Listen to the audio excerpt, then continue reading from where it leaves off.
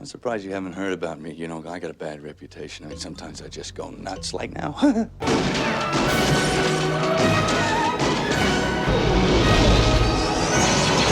Catch! Get ready for a surprise!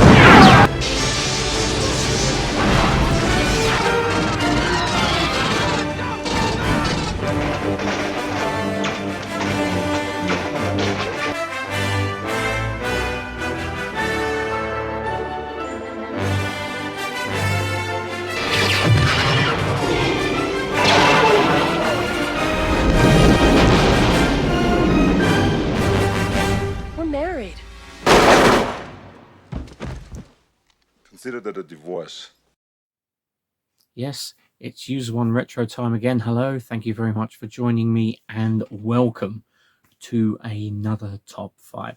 And this time it's going to be based on games based on movies.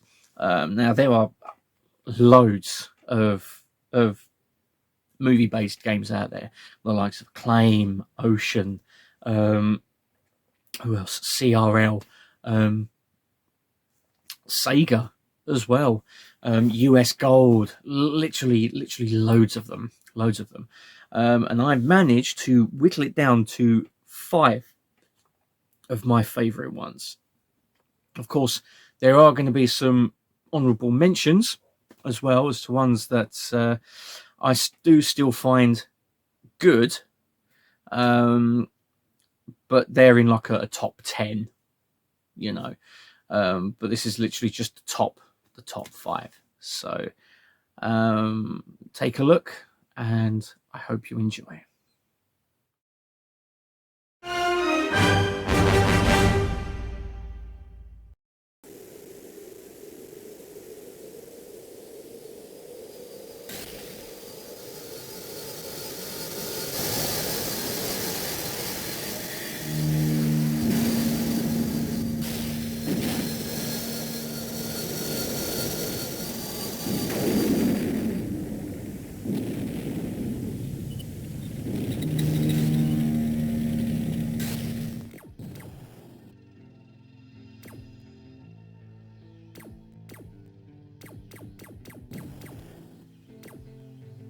Virgin Games' The Terminator was released on the Sega Mega Drive, Sega Game Gear and Master System in 1992 as a standard platform game.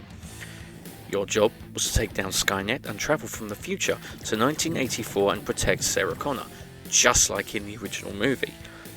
This original version was actually quite boring, and in some cases too hard, with your only weapon being bombs in the future. However, it didn't look too bad and it didn't sound too bad either. It's just that the gameplay, I felt, was a little bit lacking. Fast forward a year later, and with the arrival of the Sega Mega CD add-on for the Mega Drive, Virgin Games overhauled the whole game, and I mean literally the whole game. Now this version added in redesigned levels, new graphics and sound effects, brand new music created by Tommy Tallarico, and gave you the use of a gun which you can upgrade as the levels go on. In between the levels, there is also digitized footage from the movie itself, which, although by today's standards is actually pretty awful, back in the day it was an awesome addition and it was a great sight to see. The other bonus is that the title screen and the credits actually come up exactly like in the original 1984 movie, which adds a little bit of authenticity to it, and also the main title music is adapted brilliantly again by Tommy Tallarico. It actually goes to show how much care has been put in this new version. This new version then, overall, is much better than the original. It's much more fun to play, it's better to look at, and the music is actually pretty damn awesome to listen to on its own. And as such, it's actually well deserving of a spot on my top 5 games based on the movies. If you haven't played it, definitely give it a go if you can try and get a hold of it. However, be warned that the copies on eBay go for astronomical amounts of money. So if you can find another way to play it, do so. It is well worth having a crack at.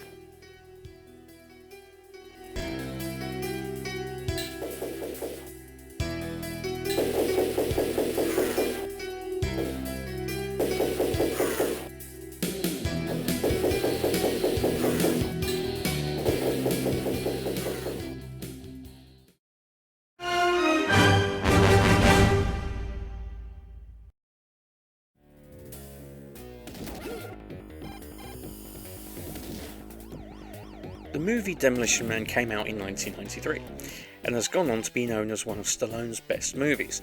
It has action and comedy in spades and is quite possibly one of my favourite movies ever. Starring alongside Stallone would be Sandra Bullock and Wesley Snipes as the bad guy Simon Phoenix. But gamers wouldn't be able to take on the exploits of Sergeant John Spartan until 1994 and 1995 for various versions that were made available. Taking the form of a platform shooter, it follows the film quite closely, while taking artistic license, of course. With levels varying from Los Angeles in 1993 to the History Museum in 2032, underneath what would be then called San Angeles, and also on top of a speeding train. For certain levels, the viewpoint changes from side-scrolling to top-down, with you having to rescue hostages on these levels. There are also various weapons to pick up, ranging from handguns to shotguns, and various types of thrown explosives like grenades and dynamite bundles. However, during these levels, a bonus is when you hit Simon Phoenix with bullets from your gun, and he leaves behind extra lives, which you will need. To give you a feel for the game, you can play through the first few levels on the easy setting, which is called calm. The only way to play the full game is to play on medium or hard. And this, I feel, is a great way to ease you into the game, to learn the mechanics and what you need to do, so that you know what to expect. The Mega Drive version itself is a great title, though I do feel that the music and the controls on the SNES version are actually far, far better, especially when the top-down levels come into play. However, I do find that the speech is much better on the Mega Drive version. Control differences aside, it doesn't mean it's any less fun to play. There is also a version on the Sega Mega CD and the 3DO, but I haven't really played these versions. It has been said though, that the 3DO version actually has quite a few different gameplay styles. Like one level can be a first-person shooter, and another level can be a one-on-one beat-em-up in the vein of Street Fighter. I haven't played them for comparison, but on the whole, I'd say that this game is one of Acclaim's better movie licenses.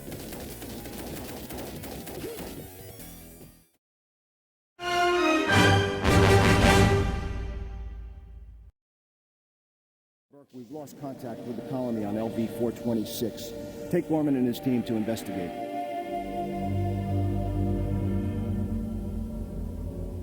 We don't want anyone to learn that the company has deliberately infected colonists in order to smuggle alien specimens past ICC quarantine. Yes, sir.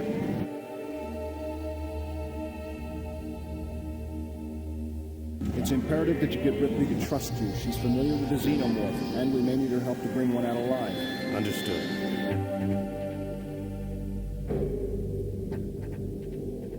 All right, understand this. The Bioweapons Division had orders to eliminate anyone who attempts to interfere. Obviously, they won't be aware of your team's mission.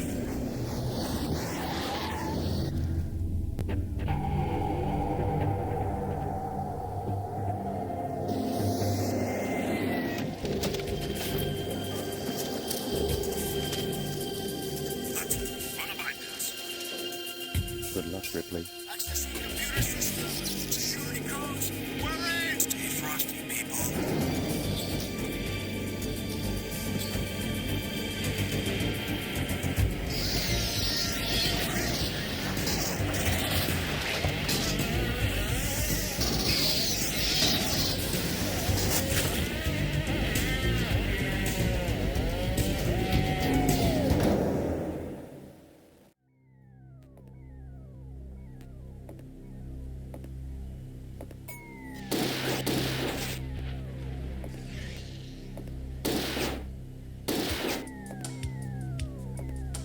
Alien Trilogy was released throughout 1996 for the Sega Saturn, Sony PlayStation and PC, being released a year and a half after the release date of the aforementioned consoles.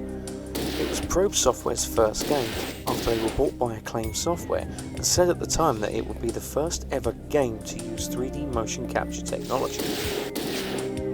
Starting as Ripley, you have to journey through 30 levels, with 10 levels each encompassing the 3 Alien films, but with creative license taken with the overarching storyline. You start out with just your basic pistol, but along the way you'll find more weapons, including a flamethrower, shotgun, I like to keep this handy for close encounters. M41A pulse rifle, and the kick-ass smart gun as seen in Aliens. And you're able to get more ammo and health by finding pickups or by shooting the lighter coloured boxes found on each level. You have to be careful when you do this though, as some contain facehuggers eager to give you a loving face cuddle.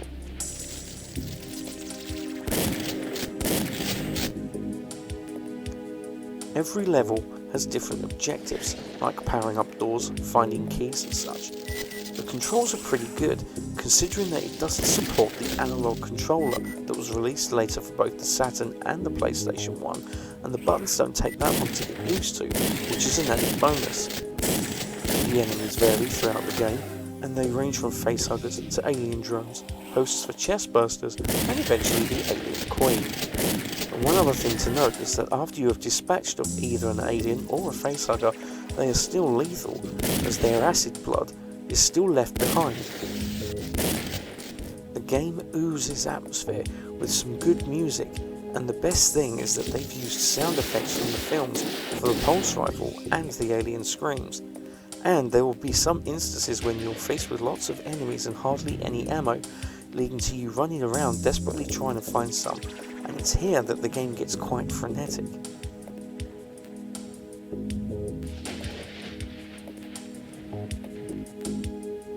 On the whole, it's an Alien game that's right up there with Alien vs Predator 2 on the PC as one of the best examples of the license being put to good use.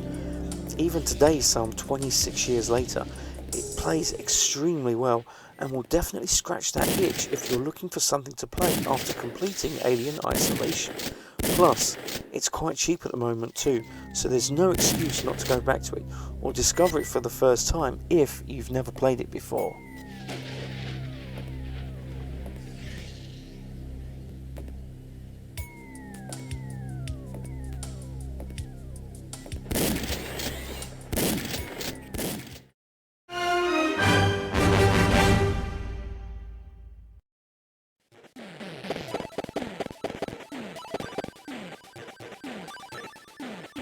Released in 1988 for various home computers, including the ZX Spectrum, Ocean had a great strategy when they acquired the rights for the game version of RoboCop from Orion Pictures.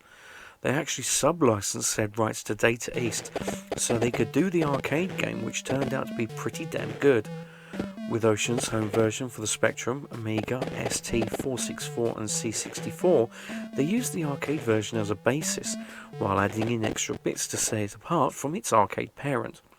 In this case, it took the form of a multi-genre game. Playing as the titular cyborg, your job is to clean the streets of old Detroit of all the scum, while going after the gang that turned your body into a bloody squishy mess. Starting off as a side-scrolling shooter, it takes in other genres like first-person target shooting and puzzle. The levels themselves start with you patrolling the streets, before going into an alleyway shootout, going into the drug factory, and doing face reconstructions. It's this variety that keeps the game from getting boring, and while the game is a tad on the tough side, it never seems unfair. The 16-bit versions would be a bit more graphically in line with the arcade version, although they didn't really play, look or sound as good. And while the Spectrum version is monochrome in colour, the graphics still hold up even today. To go along with the good graphics, the music by Jonathan Dunn is still good as well, with the title music even being used a couple of years later by appliance maker Ariston for their adverts. Add to this the digitised speech of RoboCop reciting the prime directives is still quite impressive, given that it came from a computer with only either 48K or 128K of RAM. The sound effects, however, are reduced to just spot effects for when guns are fired, but even then they're not too bad, all considered. One other element is that you can pick up different types of ammo to help you in your robotic quest, and you can also pick up jars of baby food to help replenish lost energy, all of which is kept track of in the nice and tidy status bar at the bottom of the screen. It also shows how much of the differing ammo types you have left for your gun, with the icons being for standard, armor piercing, 3-way fire and rifle, as well as how many lives you have left. And while it has to be said that even though the controls aren't as tight as they could be, it's still damn good fun to play nonetheless. Although, one small tip, when you get to the alleyway shootout, don't try and shoot the guy in the dick through the woman's dress like in the movie. It doesn't really work, and you'll end up losing energy. I tried it once and lost my last life. A lesson learned, I think.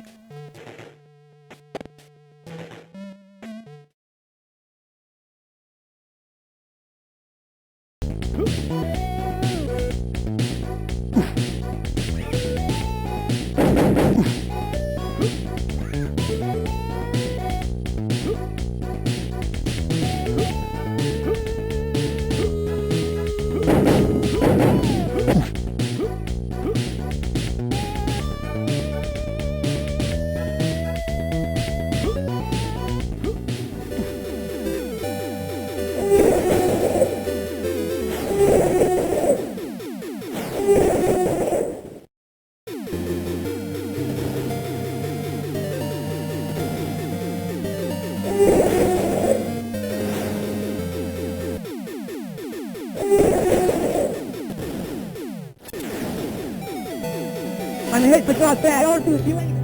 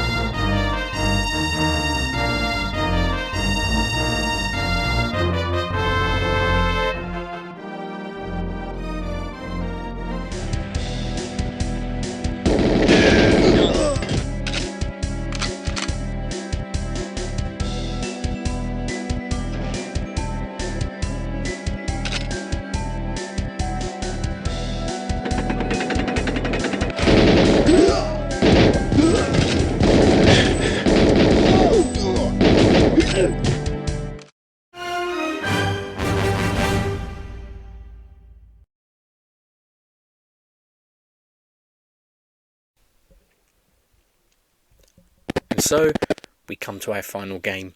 Number 1. Numero uno. The Big Cheese. And so forth.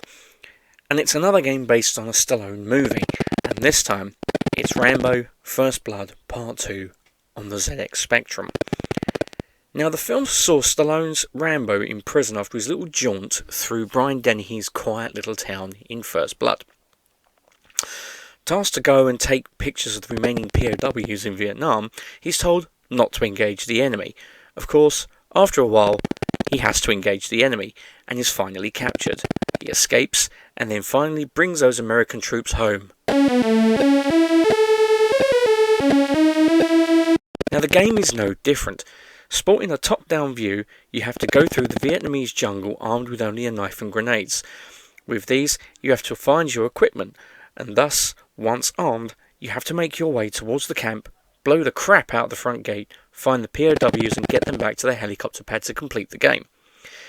Now, being one of Ocean's earliest efforts, the graphics are quite sparse, and so are the sound effects. However, they do their job amicably.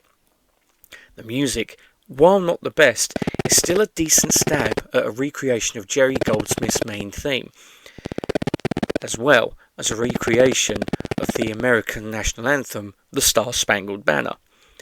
Although, With the laxing graphics and sound, it definitely makes up for in gameplay. You're constantly attacked from the get-go, and the enemy, it never lets up. The other thing to note is the location of your equipment is random every time you play, so you're constantly looking in new places for it. So, while it might not look and sound like much on the Spectrum, it's still quite a fun little game to play, and I recommend, if you haven't done so already, and I don't know why not, check it out.